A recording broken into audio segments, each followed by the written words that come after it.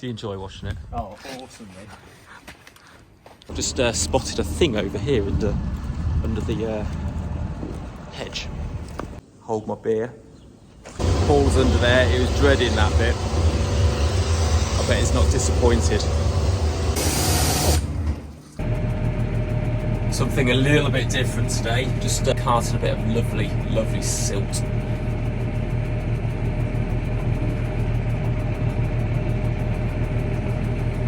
Probably about 20 loads here. We'll put this in some of the low holes in the fields. Just looking at this digger, it's a lovely little thing. The boom looks about the same size as ours. It's got 50mm pins on Linox buckets. But the cabin, engine and counterweight is a lot smaller. So it's got all the boom usefulness with a smaller, probably a lighter, I think it's classed as an 8-ton cabin engine frame.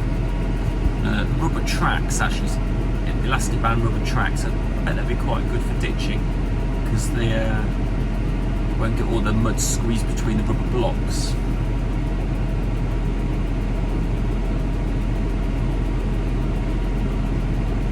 A neat little thing. Good hand on here as well.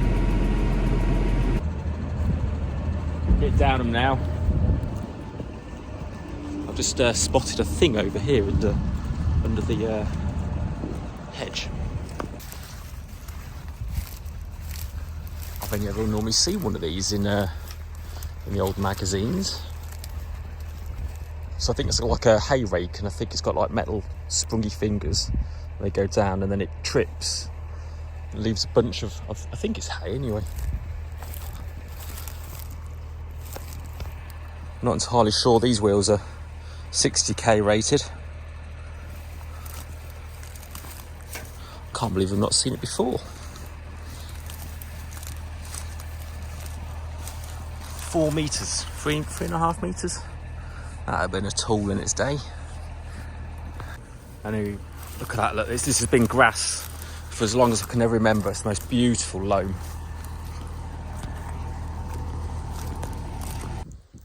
Just out here we have some really nice wheat after peas, and even now it looks like 2 months ahead of Q. Phenomenal. It must be those few warm weeks we had before the frost of late. If you ignore the little puddle there, that's 60 acres of really cracking wheat. But I do plan to put 3 land drains through here as soon as it's fit.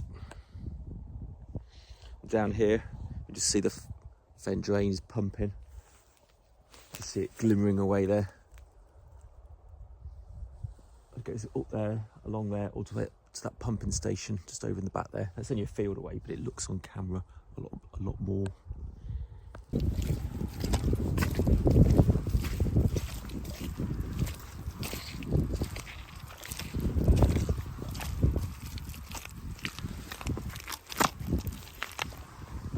So I've just come out to the sugar beet field to see if it's worth having a go while it's had 2 weeks of dry.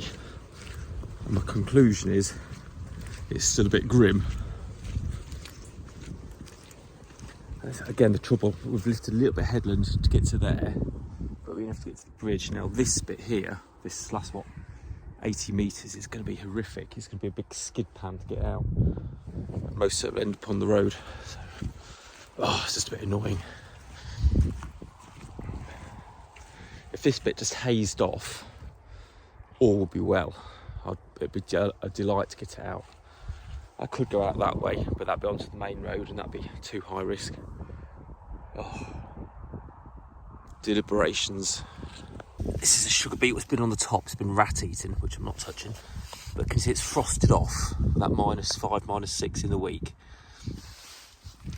And another one. And another one. So anything not live, the beet in the ground's fine, which is good. This one, what's been topped, it's not been topped, that's spilled off when we lift up and drop it in on these headlands when we're doing short runs. Luckily, I think growing is good. Foliage is taking a kick in now. That's been rat eating as well, but that's okay. A lot of rats in these dikes, a lot of rats. So having a nice candy shop next door like this is just delightful. But yeah, quite a chunk to lift, probably another 2, maybe nearly 3 days work there. So I want to do it in one go next time. Or like 3 consecutive days rather. The machine's looking rather sorry for itself over there. This is some wheat after oats. Looked a bit sickly all through, but actually, again with that bit of warm weather we had a few weeks ago, it's really perked up and looks a picture, but it didn't seem to get away very well after oats. Not at all, but it looks really quite nice now. I like the way it's got a bit of stubble camouflaged in with the greenery.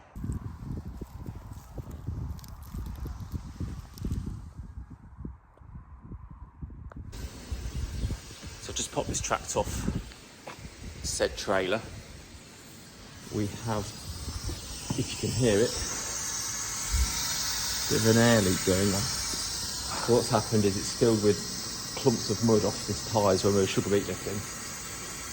And I reckon it must have dislodged an airline onto this airbag for the cab suspension. Not that you can see it. So I'm going to get it all blown down with a big compressor. Hopefully we can find this pipe. That was fairly clean under there when I started.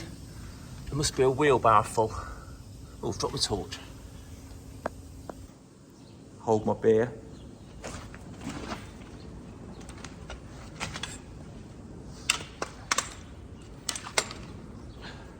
Think smarter. It's definitely a way to clear it out. So that airbag there looks all dishevelled. I wonder if it's grated through on the back side of it where I can't see. Basically, the soil has gone hard in the back.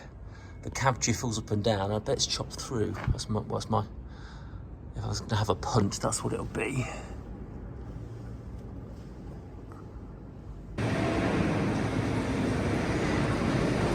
Guys have been busy today. Look how muddy it is. It's so sticky outside.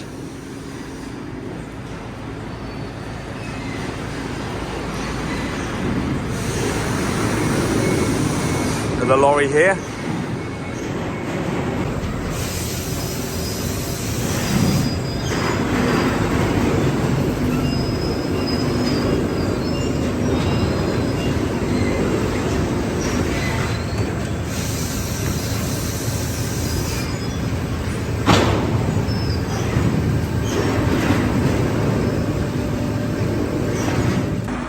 So what am I doing here then? So basically the frost has lifted and it is so sticky. So every time we drive around the yard, we're just clagging all the sand out of the hardcore. We're spraying water on it. It just does something with the frost crystals, and it just, instead of lifting it, it packs it again. This is a bit of water out the ditch.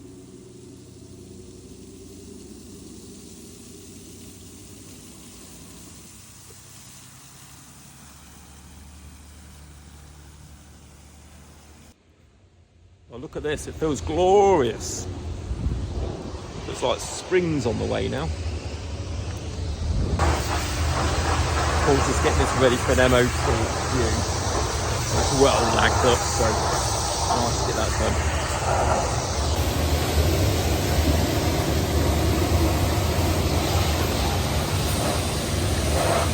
Max has just washed that one this morning.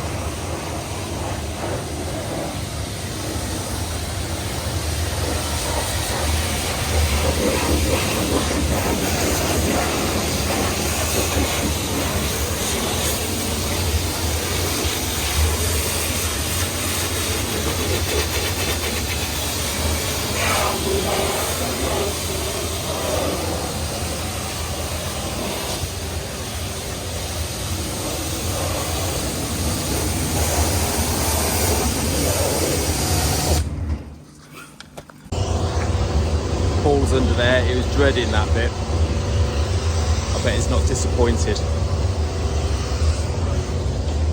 Anyway, got a bit of a problem on the cherry picker. It's dumping its voltage. First thing I've got to do, earth clamp. quite see that. Earth clamper's cracked, so it's getting a shoddy fit, which is stopping the... Well, it's got power, but not enough power to make things happen, which is not a good place to be. So I'm going to get that swapped out. But I'm going to put an isolator on it as well, just to complicate things, because it seems to, in the last few months, be dumping the battery. This is quite primitive electrics on these cherry pickers, but there's always something wrong, always. If it's not the joysticks. This joystick was replaced a year ago and the rubbers turned to rubbish already. And yet these are the old ones and they're still good. But anyway, so it's dumping voltage, so I'm going to put an isolator on, hopefully make that a bit better. Kind of needs one anyway, really. It's quite simple. So, yes. Do you enjoy washing it, Paul? Sorry? Do you enjoy washing it? Oh, awesome, mate.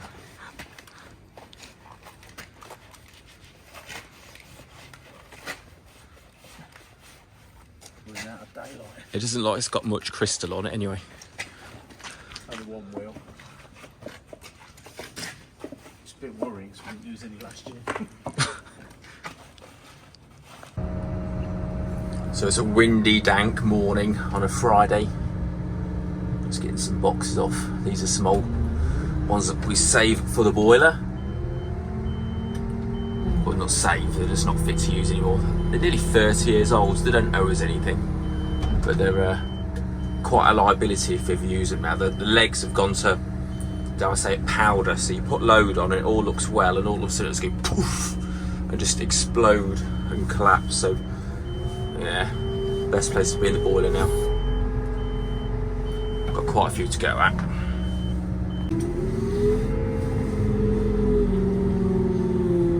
So I can get about 2 boxes in there.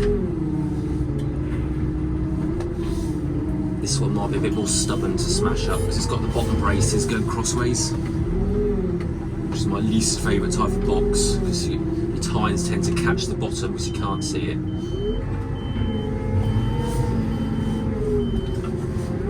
On the floor got rain on last night, so I'm going to save that until it's dry.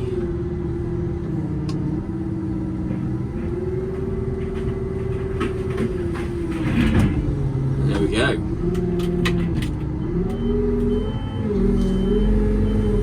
Just tease that up a bit to loosen the nails.